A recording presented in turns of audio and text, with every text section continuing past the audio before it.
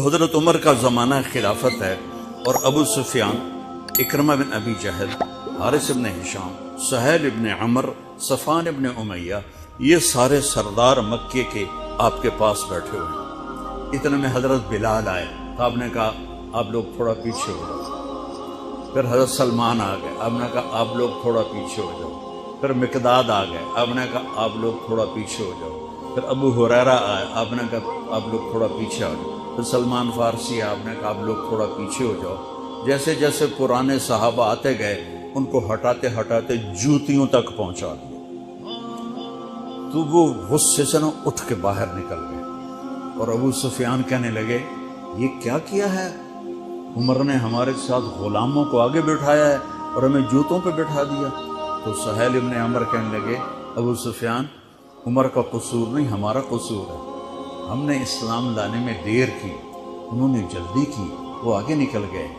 اب یہ سرداران مکہ ہیں اور یہ فتح مکہ پہ ایمان لائے ہیں، لمبا زمانہ صحبت بھی نہیں ہے، پر قربان جاؤں۔ سارے آپس میں کہنے لگے اگر جنت میں بھی پیچھے رہ گئے تو کیا بنے گا؟ سبحان اللہ۔ تو سارے واپس آ گئے، کہنے لگے عمر جو تو نے کیا ہمارے ساتھ ٹھیک ہے، لیکن ہمیں فکر یہ ہے کہ اگر ہم جنت میں بھی ایسے ہی تمہارے اس طرح پیچھے رہ گئے تو ہمارا کیا بنے گا؟ کوئی راستہ بتاؤ کہ ہم تم سے آگے تو نہیں نکل سکتے، برابر تو ہو جائیں۔ افراد تیار کیے، افراد۔ آپ نے فرمایا کہ تم اللہ کے راستے میں نکل جاؤ، جس میں وہ نکلے تھے تم بھی نکل جاؤ، اپنی جانوں کے نذرانے دو تو انشاءاللہ ہمارے ساتھ ہو جاؤ گے۔ انہوں نے کہا ٹھیک ہے۔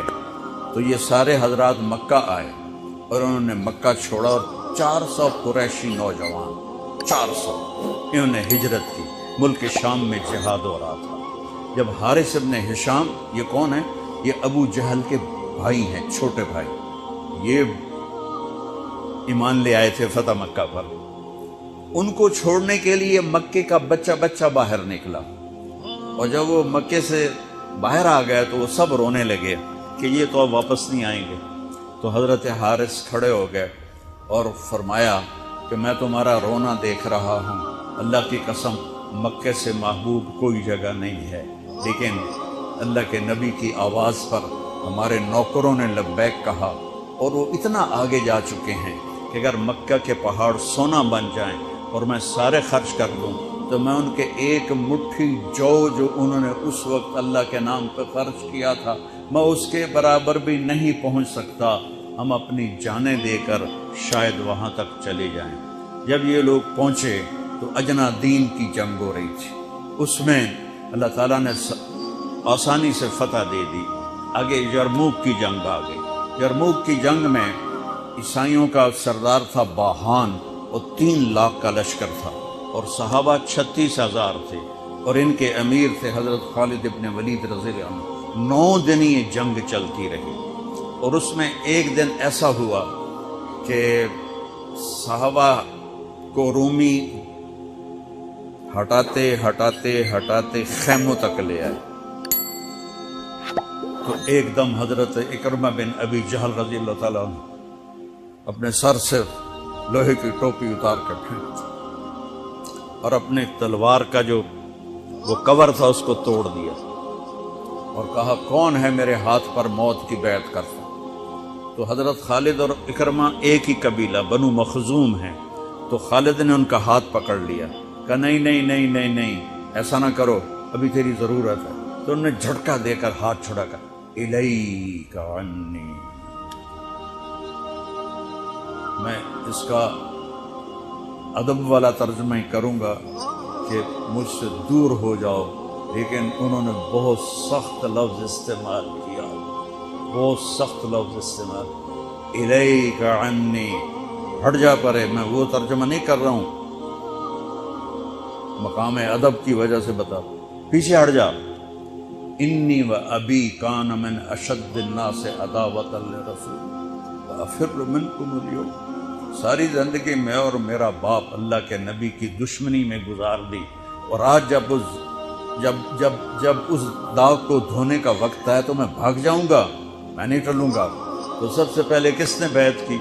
ان کے بیٹے अमर बिन इकरमा, और वो जो 400 कुरैशी थे उन सब ने उनके हाथ पर बैत की, अपनी तलवारों के कवर तोड़ दी, टोपियां उतार के फेंक दी और सीना सपर हो गए, घोड़ों से उतर गए, सीना सपर हो गए और लड़ते लड़ते रोमियों को पीछे धकेला और रोमियों में भगदड़ मच गई।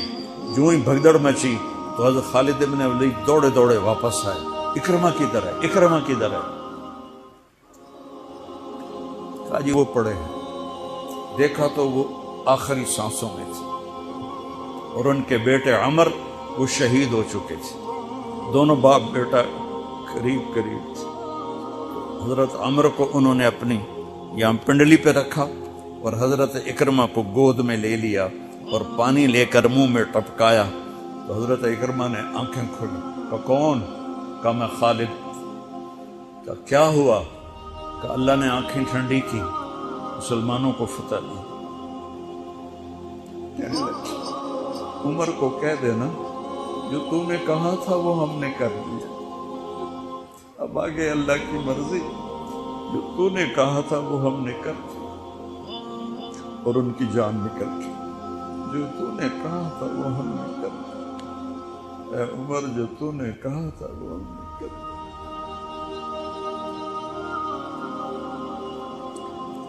और खालिद इब्न वलीद को गुस्सा आ गया, जोश आ, गुस्सा नहीं जोश आ गया। अरब जब खुश होते थे तो बाप के नाम से पुकारते थे, जब गुस्से होते थे तो माँ के नाम से पुकारते थे। हजरत उमर के बाप का नाम खत्ताब है और माँ का नाम है हंतमा। तो हजरत खालिद बिन वलीद ने कहा अब हंतमा का बेटा ये नहीं कह सकता कि सरदारों ने कुर्बानियां नहीं की। मेरे नबी ने एक नस्ल तैयार की। ये नबियों के काम का मकसद था कि इंसानों को ऐसा बनाना कि वो अल्लाह को राजी करने वाले बने और अल्लाह की महबूब जिंदगी अपनाएं। निकलने का पहला मकसद ही है कि मेरी जात बने। सारे जन्नत में चले जाएं, मैं जहन्नुम में चला जाऊं तो मुझे क्या फायदा हुआ?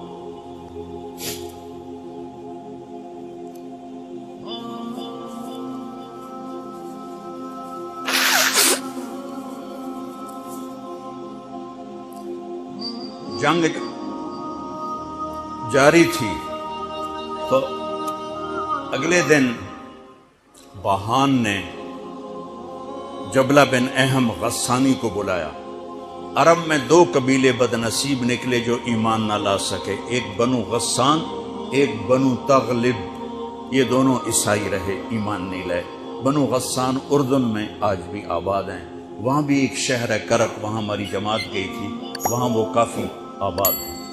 तो बहान ने उसे बुलाया कि तुम ऐसा करो, तुम आज अपने अरब लश्कर को लेकर अरब लोहे को काटेगा, इन पे अटैक करो, फिर जब तुम शिकस्त दोगे पीछे हम आ जाएंगे। तो वो 60,000 थे अरब उसमें, इसके गस्सानी और बाकी मिले हुए। तो ये चूंकि आमने सामने लश्कर थे तो खालिद इब्न वलीद तक ये खबर पहुंच गई। अबू उबैदा रज़ियल्लाहु तआला अन्हु, अबू उबैदा उस वक्त अमीर बन चुके थे। हजरत खालिद को हजरत उमर ने हटा दिया था। तो हजरत खालिद ने अबू उबैदा से कहा मुझे 30 आदमी दे दो, मैं इन 60,000 का मुकाबला करूं। तो अबू सुफियान रज़ियल्लाहु तआला अन्हु कहने लगे मजाक कर रहे हो या संजीदा हो? कहने लगे कुफर में तो तू बड़ा दलेर बनता था, बुज़दिल बनता है। कहने नहीं, बुज़दिली की बात नहीं, इंसाफ की बात है। अगर तुमने कुछ जौहर दिखाना है तो 60 तो करो, एक के मुकाबले में 1000। तो अबू उबैदा कहने लगे ये ठीक है, अब खालिद 60 ले जाओ। कभी दुनिया में मैंने बहुत तारीख पढ़ी अल्लाह के फजल से, आपने भी सुनी होगी या पढ़ी होगी, कभी देखा है कोई ऐसे इंसानों का मजमा जो 60 को लेके 60,000 पे हमला करने चल पड़े?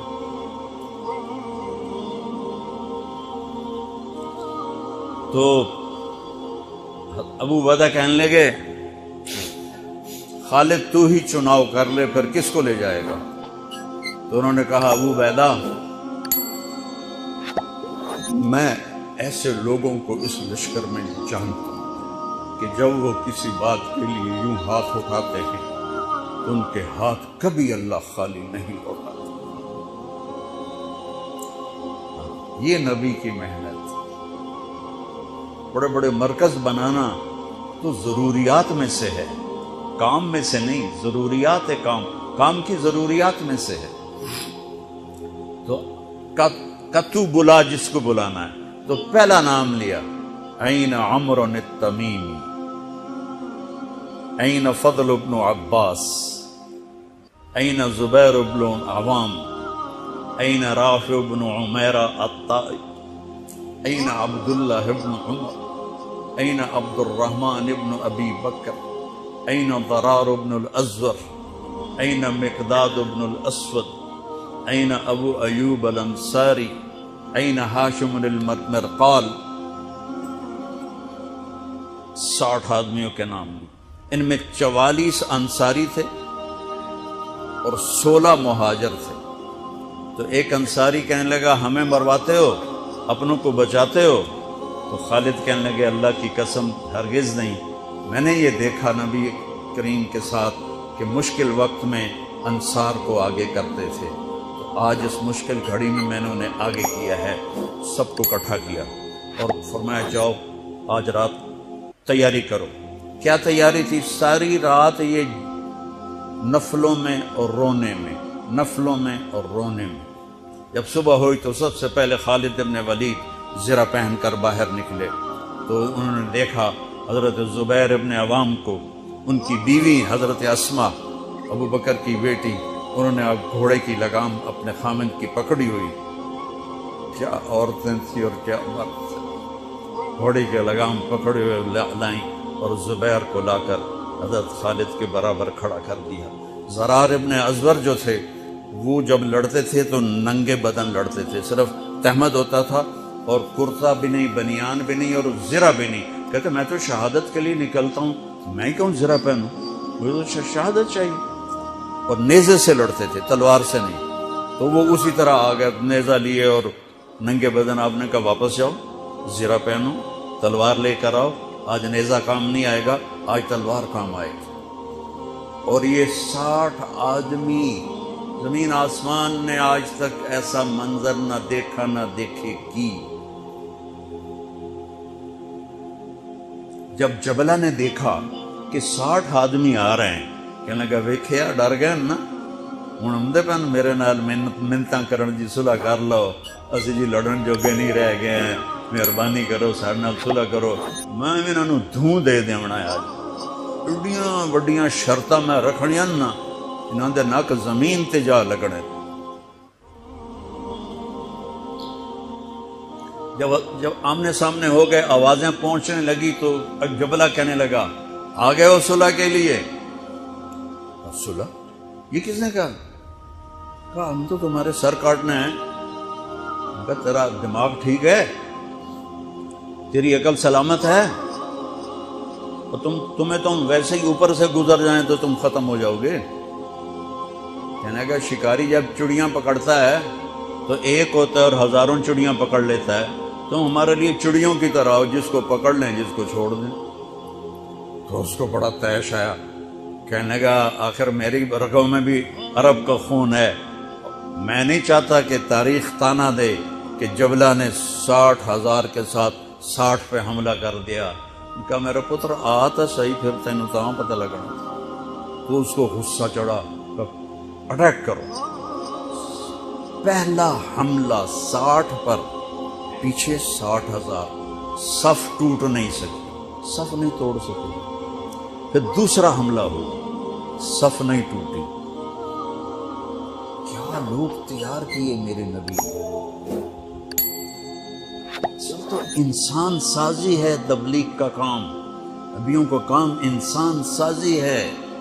ایسا انسان بنے کہ اللہ تعالیٰ کی رحمت کی نظر اس پہ پڑتی رہے۔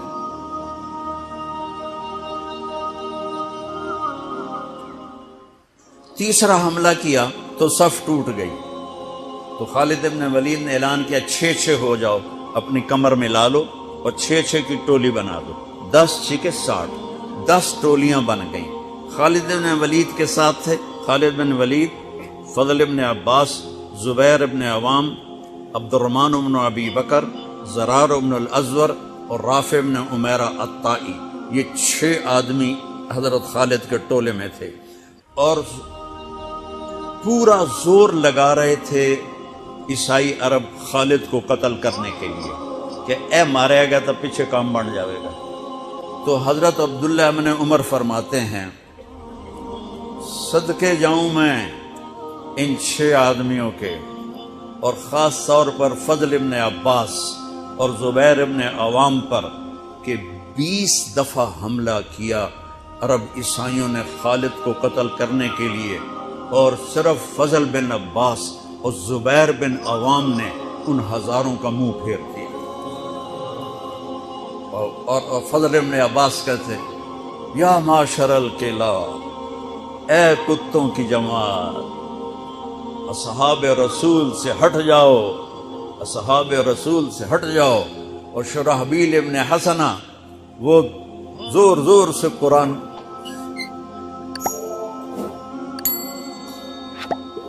کتھے پڑھیا جاندہ ہے، کتھے پڑھیا جا رہا ہے، ختمت قرآن پڑھو، میت قرآن پڑھو. وہ زور زور سے تلاوت کر رہے تھے. ان اللہ اشترى من المؤمنین انفسهم واموالهم بان لهم الجنہ یقاتلون فی سبیل اللہ فیقتلون ویقتلون وعدا علیہ حقا فی التوراۃ والانجیل والقرآن فمن اوفى بعہدہ من اللہ فاستبشروا ببیعکم الذی بایعتم بہ فذلک هو الفوز العظیم. قرآن پڑھنے دی بھی چاس آوے تو سنن دی بھی چاس آوے. ہو اثر قریب ہوئی تو ابو عبیدہ کہنے لگے خالد نے ہلاک کر دیا، خالد نے صحابہ کو ہلاک کر دیا، میں عمر کو کیا جواب دوں گا؟ تو نکلو سب. ابو سفیان کہنے لگے ابو عبیدہ اب نہیں نکلنا، ان کی موت بھی کامیابی ہے، اب یہ بزدلی ہے، صبر کرو، انتظار کرو. اثر ڈھلی تو ایک خوفناک چیخ کی آواز آئی اور عرب عیسائیوں کے قدم اکھڑ گئے اور وہ بھاگ نکلے، اور سورج ڈوب چکا تھا. وہ بھاگ نکلے تو آپ نے اعلان کیا کہ کوئی بھاگتے والوں کے پیچھے نہ جائے. تو جب وہ کھڑے ہوئے تو دیکھا 20 آدمی. تو خالد بن ولید اپنے سے ماتھا پیٹنے لگے، ہائے ہائے میں نے اصحاب رسول کو ہلاک کر دیا، اب میں عمر کو کیا جواب دوں گا؟ تو حضرت رافع نے کہا ایسا کرو کہ دیکھو یہ جو میتیں ہیں ان میں ہمارے آدمی کتنے مرے ہیں. تو لائے وہ مشعلیں لے کر آئے اور سارے مرے ہوئوں کا جائزہ لیا تو ٹوٹل 10 صحابہ شہید ہوئے تھے اور ان کے 5000 مرے پڑے تھے.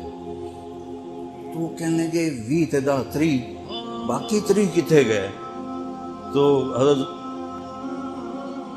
مقداد کہنے لگے لگتا ہے وہ ان کے تعاقب میں پیچھے چلے گئے. تو ابو عبیدہ کہنے لگے کون جائے گا ان کے لیے؟ خالد کہنے لگے میں جاؤں گا. کہنے لگے تو بہت تھک گیا، آرام کر لے. کہنے لگے آرام تو کٹھا جنت میں ہی ہوگا، میں جاؤں گا. تو تھوڑی دور گئے تو سامنے سے گھوڑوں کی ٹاپیں کی آواز سنائی دی. خالد بن ولید تکبیر پڑھی، اللہ اکبر. تو ادھر سے تکبیر کی آواز آئی، وہ فضل ابن عباس کی آواز تھی، اللہ اکبر. تو دیکھا تو وہ وہاں سے واپس آ رہے تھے. کہا تم لوگوں نے میری آواز نہیں سنی کہ پیچھے نہیں جانا؟ کہ نہیں ہم نے نہیں سنی. انہوں نے کہا تم دے انہوں نے آئے شاک گئے وعدہ فردہ لے کر، اب انہیں ڈھونڈ چراغ رخ زیبا لے کر. تھے ہمیں ایک تیرے معرکہ آراؤں میں، خشکیوں میں کبھی لڑتے کبھی دریاؤں میں، دی اذانیں کبھی یورپ کے کلیساؤں میں، کبھی افریقہ کے تپتے ہوئے صحراؤں میں. شان آنکھوں میں نہ جچتی تھی جہاں داروں کی، کلمہ پڑھتے تھے ہم چھاؤں میں تلواروں کی. تجھ سے سرکش ہوا کوئی تو بگڑ جاتے تھے، تیز کے عقید ہم توپ سے لڑ جاتے تھے، نقش توحید کا ہر دل پہ بٹھایا ہم نے، زیر خنجر بھی یہ پیغام سنایا ہم نے۔ موسیٰ علیہ السلام کی قوم نے پوچھا آپ کا رب سوتا ہے؟ بڑے پٹھے سیدھے سوال کر دے سن۔ ابھی فرعون کو ڈوبتے دیکھا سامنے، اور فرعون کے لشکر کو ڈوبتے دیکھا، ابھی ان کے پاؤں گیلے تھے، چند قدم چلے تو آگے ایک بستی میں ایک بت تھا جس کی بستی والے پوجا کر رہے تھے، تو کہنے کہ موسیٰ اجعل لنا الہا کما لہم آلہہ، قرآن کی آیت ہے، موسیٰ ایک ایو جا خدا سانو بھی لے دے، اسی میں انہوں متھا ٹیکیے۔ انہوں نے کہا فٹے منہ توڑا، وہ ہونے تو تسی ویکھیا کہ کیوں رب نے تھوڑی مدد کیتی ہے، تو ہن پتھر دا بت منگدے پے ہو میرے کولوں۔ تو عجیب و غریب سوال کرتے تھے، تو کہنے لگے رب سوتا ہے؟ موسیٰ علیہ السلام نے ان کو ڈانٹ دیا۔ اللہ تعالیٰ نے کہا نہیں، ایسا کر، رات کو نا 2 پیالے لے کے کھڑے ہو جا پانی کے، خیال کرنا یہ پیالے گرنے نہ پائیں۔ موسیٰ علیہ السلام بڑے طاقتور ہستی تھے، وہ پیالے لے کے کھڑے ہو گئے، کھڑے کھڑے کھڑے کھڑے، اونگ آنے لگی، ایک جھٹکا لگا سنبھال لیا، دوسرا لگا سنبھال لیا، تیسرا جھٹکا لگا تو پیالے گر گئے، ٹوٹ گئے، پانی بہہ گیا۔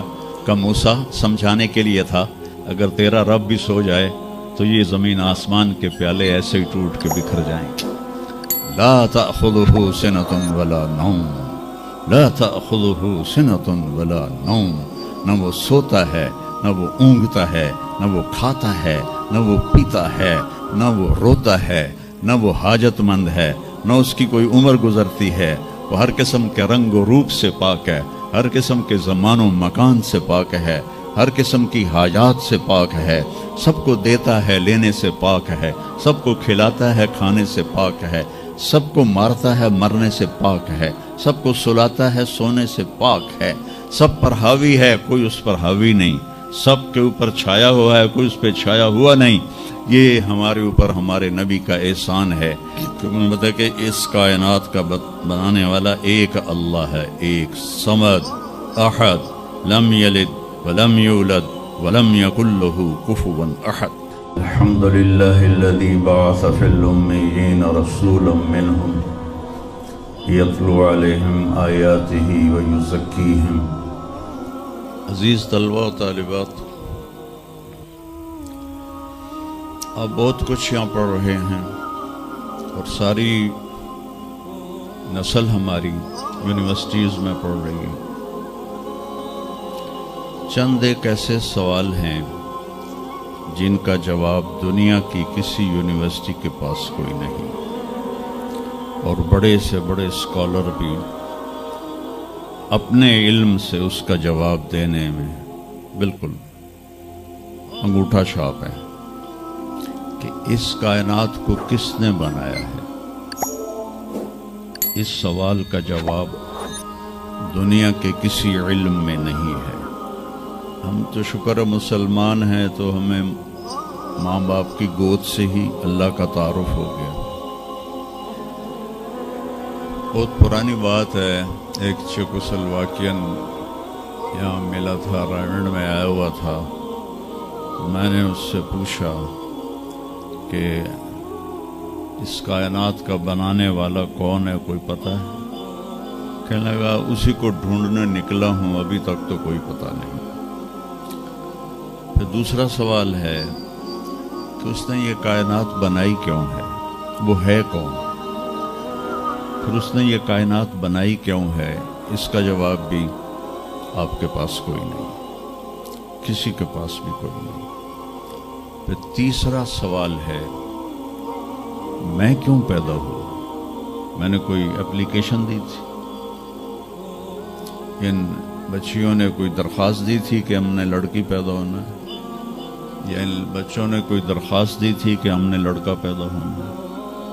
یہ عورت بن رہی ہے، یہ مرد بن رہا ہے، یہ دیہاتی ہے، یہ شہری ہے، اور 7 ارب انسان ہیں، سب کی شکلیں مختلف ہیں، آنکھوں کا رنگ مختلف ہے، انگلیوں کے پوروں پر چھپا ہوا پرنٹ مختلف ہے۔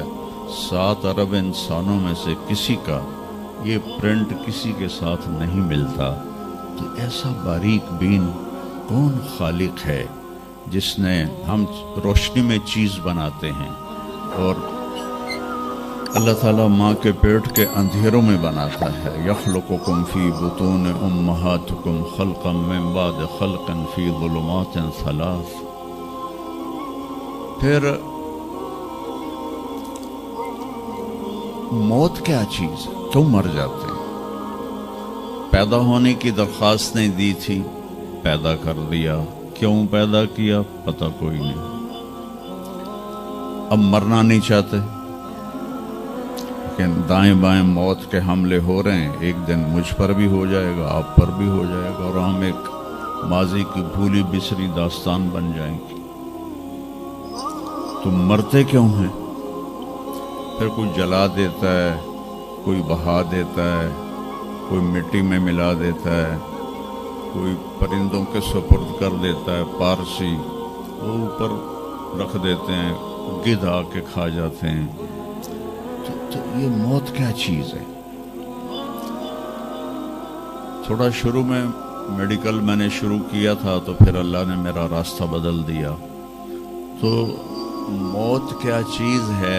میڈیکل سائنس میں اس کے 200 جواب ہیں، 200، اور ایک بھی صحیح نہیں، سارے غلط، کیونکہ وہ انسانی عقل سے ہیں، نہیں پہنچ سکتے.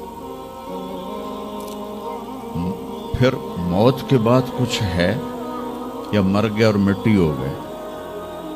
یہ چند سوال میں نے آپ کے سامنے رکھے ہیں اور پوری دنیا کے انسانوں کو چیلنج ہے کہ اپنے علم سے جواب دو. کسی کے پاس اس کا جواب ہو. نیوٹن نے یہ کہا تھا کہ اس کائنات کو 4 فورسز چلا رہی ہیں. عبدالسلام نے، پاکستانی سائنسدان اور 2 امریکن سائنسدان، 1976 میں یہ ثابت کیا کہ اس کائنات کو 4 نہیں 3 طاقتیں چلا رہی ہیں. اسٹیفن ہاکنگ نے چند سال پہلے یہ ثابت کیا کہ اس کائنات کو ایک طاقت چلا رہی ہے. اس سے پوچھا گیا وہ اللہ ہے؟ کہنے لگا نہیں، وہ اللہ نہیں ہے. اس کے پاس وحی کا علم نہیں تھا. وہ اتنا ہی اندھا ہے جتنا ایک ان پڑھ اندھا ہے. تو اس سے پوچھا گیا کیوں؟ تو کہنے لگا پھر سائنس کی ترقی رک جائے گی اگر اللہ کو مان لیا جائے. تو یہ وہ سوال ہیں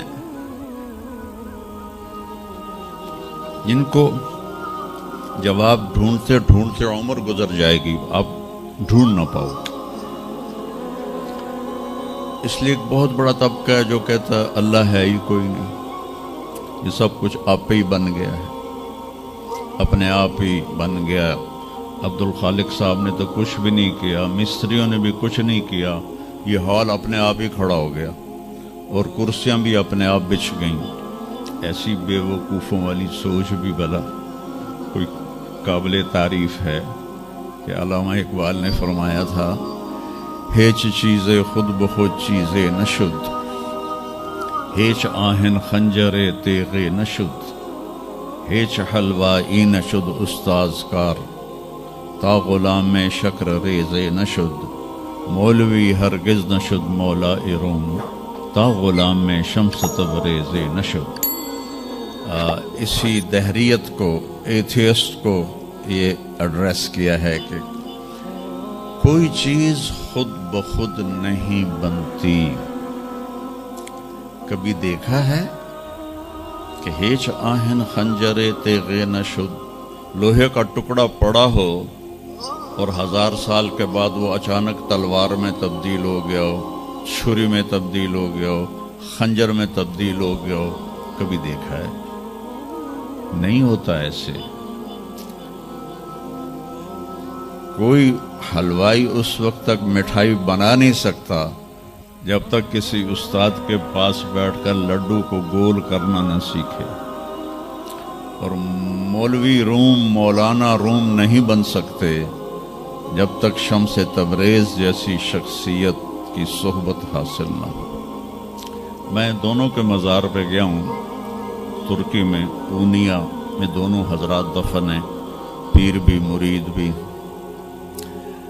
मौलाना रूम को आज शायद कोई धरती पे जानता भी ना, और मैं इस यूनिवर्सिटी में उनका नाम भी ना लेता। वो एक फ़लसफ़ी आलिम थे और मंतिकी आलिम थे। वो दौर था फ़लसफ़ा और मंतिक का। मुसलमानों ने कुरान और हदीस का इल्म बहुत पसे पुश्त कर लिया था, और जो फ़लसफ़ा और मंतिक के आलिम होते थे वो बादशाहों के दरबार में बड़ी जगह पाते थे।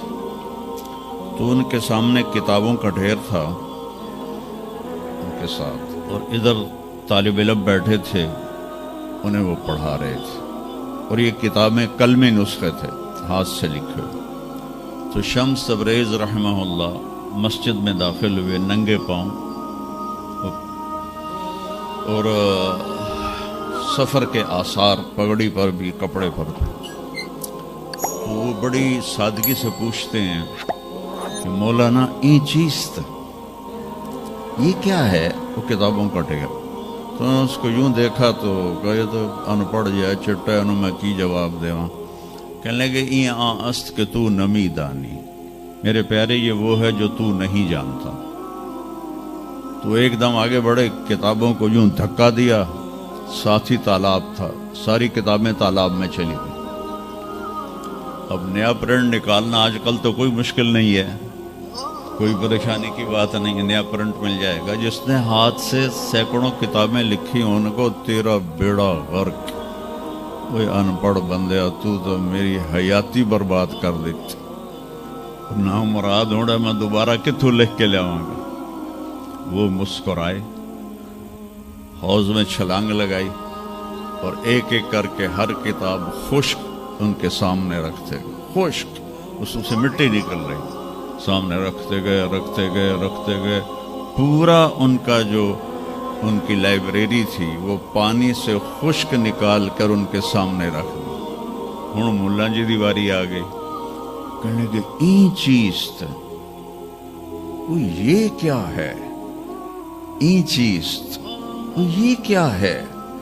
तो शम्स तबरेज़ बोले ई आ अस्त के तू नमीदानी, ये वो है जो तू नहीं जानता। जिसको अलामा रहमतुल्लाह अलैह ने कहा, मौलवी हरगिज न शुद मौला इरूम ता गुलाम में शम्स तबरेज़ न शुद। ये हमारे मुल्तान वाले शम्स तबरेज़ नहीं हैं, ये शम्स सब ज़वारी हैं। शम्स तबरेज़ तो वह पूनिया में है, दोनों के मज़ार करीब करीब हैं, साथ साथ हैं। तो एक तबका इधर चला गया कि आप ही बन गया सब कुछ। एक धमाका हुआ था और हर चीज बन गई। वो धमाका फर्ज करो अगर यहाँ कोई ठा कर दे, ठा पटाखा ही छोड़ दे, तो आप लोग इन दरवाजों से कैसे निकलोगे? भागते हुए कि बड़े आराम से? अब्दुल खालिक साहब दे तू ही चढ़ के जाओगे, साड़ी जान बच्चे। और अगर मैं यूं कहूं कि गंदम का ढेर पड़ा था, उसमें धमाका हुआ और गंदम उड़ती हुई बोरियों में जाके फिक्स हो गई, और बोरियां सिल गईं और ट्रक पे चढ़ गईं और मंडी में जाके बिक गईं, तो तुसी दो जुतियां मार के मैंने बाहर काट देना। एक धमाका हुआ, वो धमाका इतना काबिल था, इतना इल्म वाला था कि उससे दो ताकतें पैदा हुई, एक स्पीड की और एक मकनातीस की। तो अगर स्पीड और मकनातीस की ताकत में इक्वलिटी ना होती और 1/10 खरब सेकंड, एक ऑस्ट्रेलियन साइंसदान की बात मैं बता रहा हूँ, एक सेकंड के तो 100 से ज्यादा हिस्से हो नहीं सकते, लेकिन उनका फर्ज करो अगर एक सेकंड के 1/10 खरब हिस्से हों, तो वो 1/10 खरब हिस्से में अगर थोड़ा सा रफ्तार और मकनातीस की ताकत में फर्क आ जाता तो सारी कायनात टकरा जाती। लेकिन ये इतनी समझदार, इतनी आला पढ़ी लिखी कायनात है कि ना रफ्तार ज़्यादा हुई कि फैल के फना हो जाए, ना मकनतीस ज़्यादा हुआ कि सुकेड़ के फिर ज़ीरो कर दे। तो इस बैलेंस को खुद ब खुद कायम हो जाना, उस तो वड्डा कमला कोई नहीं, बेवकूफ़ कोई नहीं। जो कहता सूरज का भी एक सिस्टम बन गया, चांद का भी बन गया, गैलेक्सी का भी बन, और अपना आप चले जा रहे हैं, चले जा रहे हैं, चले जा रहे हैं, ऐसे ही रहेंगे, हमेशा रहेंगे। कुछ कहते हैं फना हो जाएंगे। यहाँ इंसान जाहिल है। इस जहालत को दूर करना सबसे पहला इल्म है।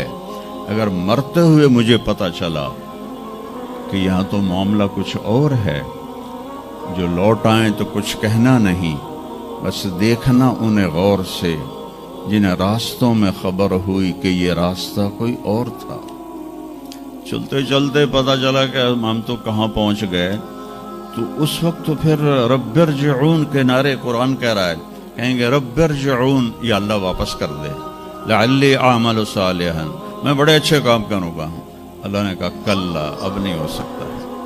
तो नबी जो आता है 1,24,000 नबी ये इल्म लेकर आते हैं और वो इंसानों की इस जहालत को दूर करते हैं।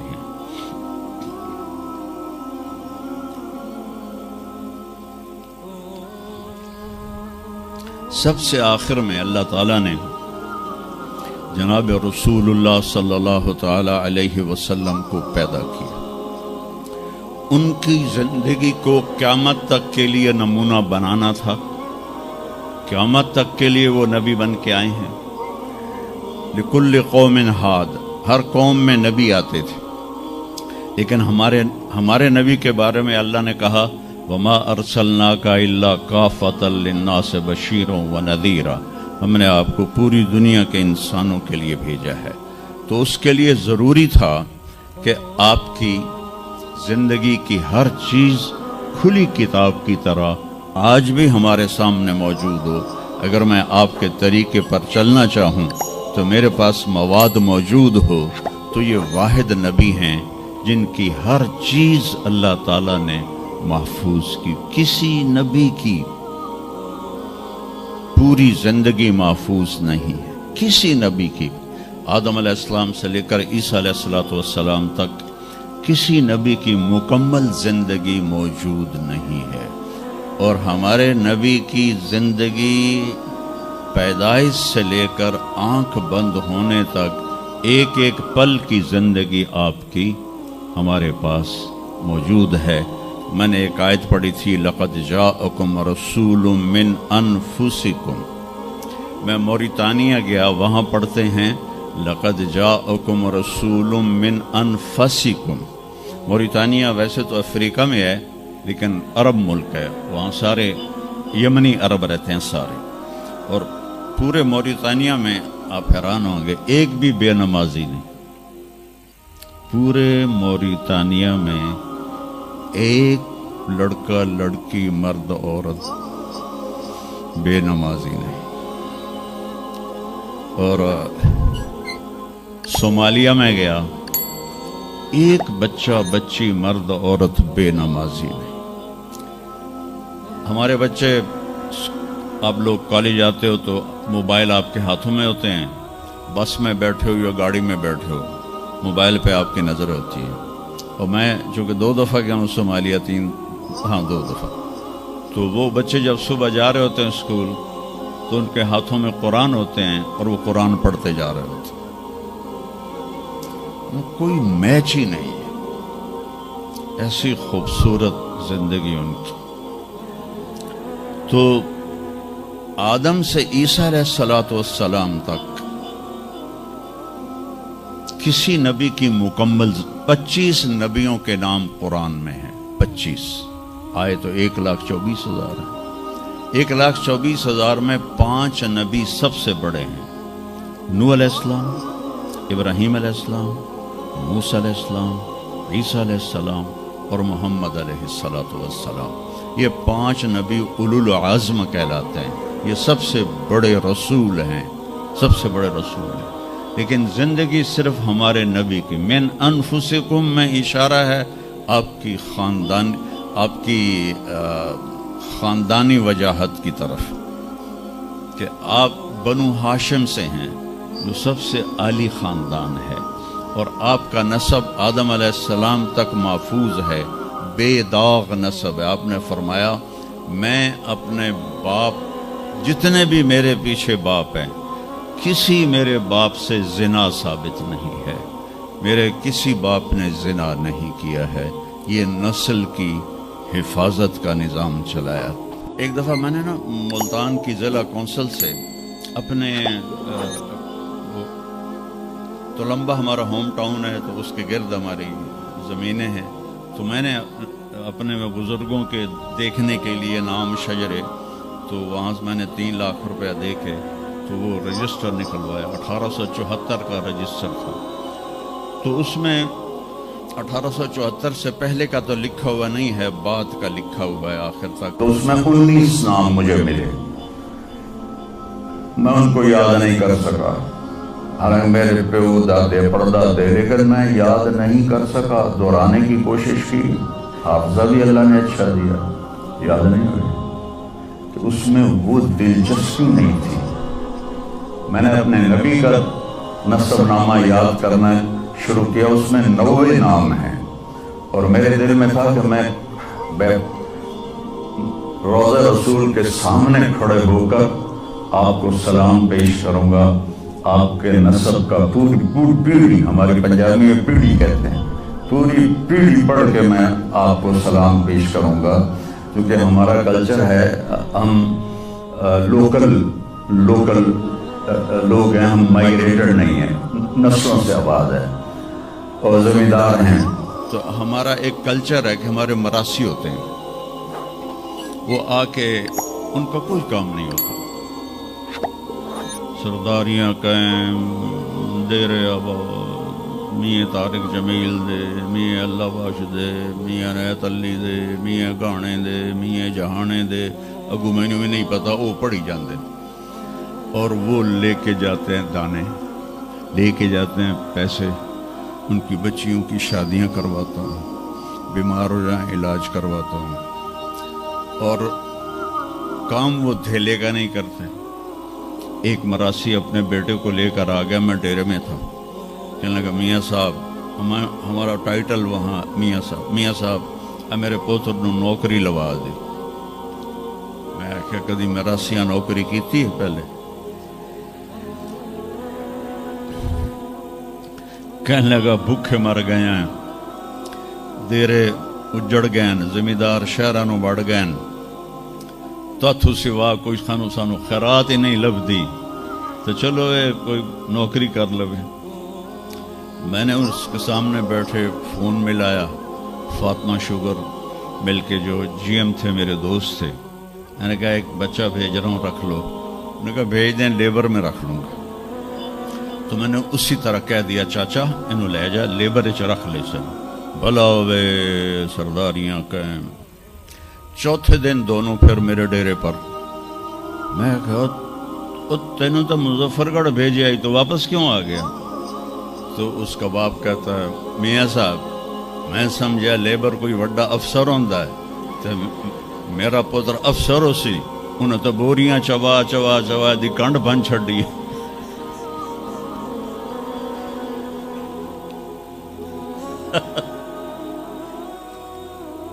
میں نے کہا میں تو پہلے آکھی آئی، مراسی جڑے ہوندے نا صرف گلاں دی روٹی کھاندے. تو وہ یہ ثقافت میں نے دیکھی ہوئی ہے، اور آج بھی اس کو میں بھگت رہا ہوں، پال رہا ہوں. باقی سب زمینداروں نے ہاتھ کھڑے کر دیے، لیکن میں نے اس کو زندہ رکھا ہوا ہے.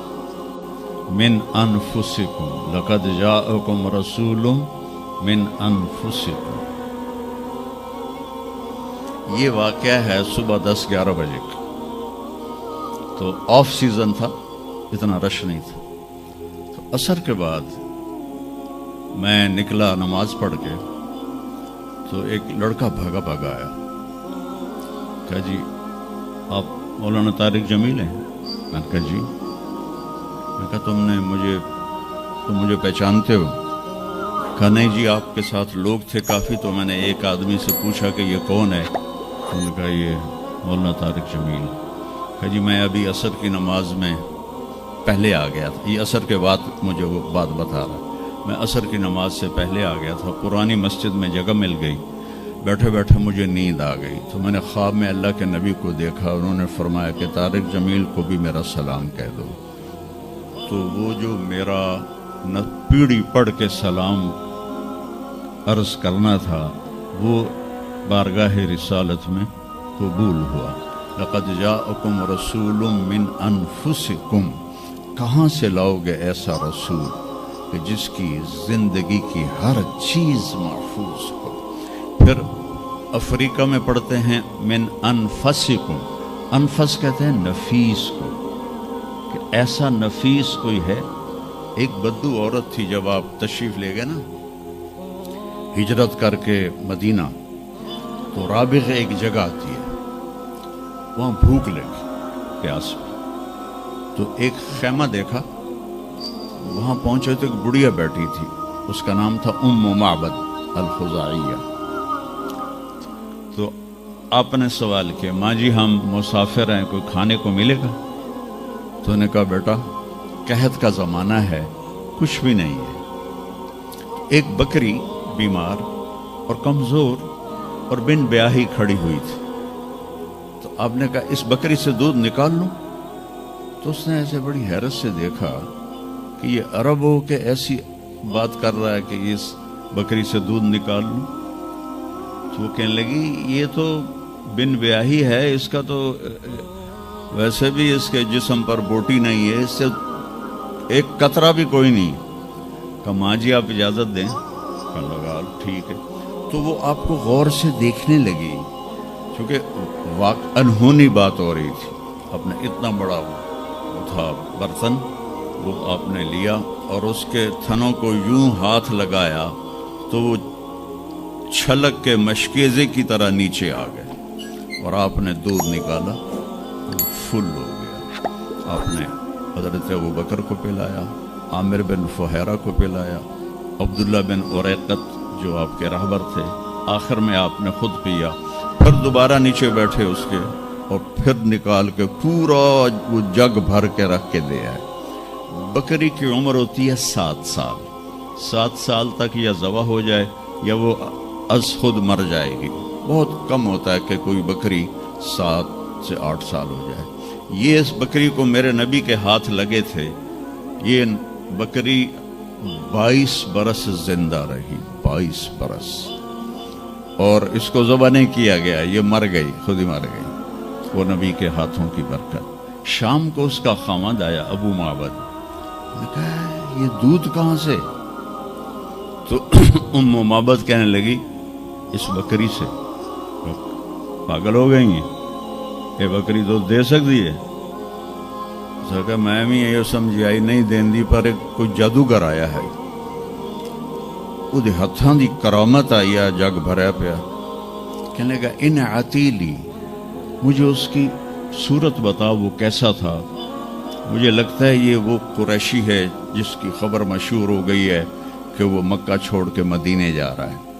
تو اب وہ بولی، ترجمہ بعد میں کروں گا، اب الفاظ کا ردم اور اس میں جو موسیقی ہے اس کو آپ تھوڑا محسوس کیجئے گا۔ رأیت رجلا ظاہر الوضاء ابلج الوجه حسن الخلق لم تعبه ثجلة لم تزری به سعلة وسیم قسیم فی عینیہ دعج فی اشفارہ وطف فی صوتہ سحل فی لحیتہ کثافہ فی عنقہ سطع